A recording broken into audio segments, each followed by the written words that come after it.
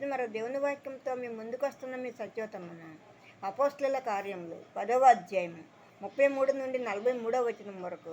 అందుకు పేతురు నోరు తెరచి ఇట్లనెను, దేవుడు పక్షపాతి కాడని నిజముగా గ్రహించి ఉన్నాను. ప్రతి జనములోనూ ఆయనకు భయపడి నీతిగా నడుచుకుని వానిని ఆయన అంగీకరించును. యేసుక్రీస్తు అందరికీ ప్రభువు.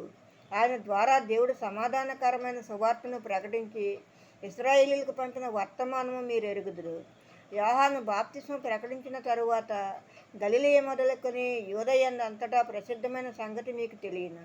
అదేదనగా దేవుడు నజరేయుడైన యేసును పరిశుద్ధాత్మతోనూ శక్తితోనూ అభిషేకించినన్నదదియే.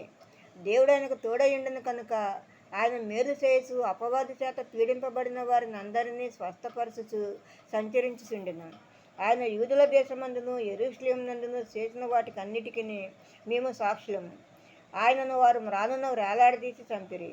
దేవుడు ఆయనను 3వ దినమున లేపి ప్రజలకందరికీ కాక దేవుని చేత ముందుగా ఏర్పరచబడిన సాక్షులకే, అనగా ఆయన మృతుల్లో నుండి లేచిన తరువాత ఆయనతో కూడా అన్నపానములు పుచ్చుకున్న మాకే ఆయన ప్రత్యక్షముగా కనబడినట్లు అనుగ్రహించెను. ఇదిగాక దేవుడు సజీవులకును మృతులకును న్యాయాధిపతిగా నియమించిన వాడు ఈయనే అని ప్రజలకు ప్రకటించి దృఢసాక్ష్యం ఇవ్వవలెనని మాకు ఆజ్ఞాపించెను. ఆయన యందు విశ్వాసముంచి వాడెవడో వాడు ఆయన నామము మూలముగా పాపక్షమాపణ పొందునని ప్రవక్తలందరూ ఆయనను గూర్చి సాక్ష్యం ఇచ్చిస్తున్నారని.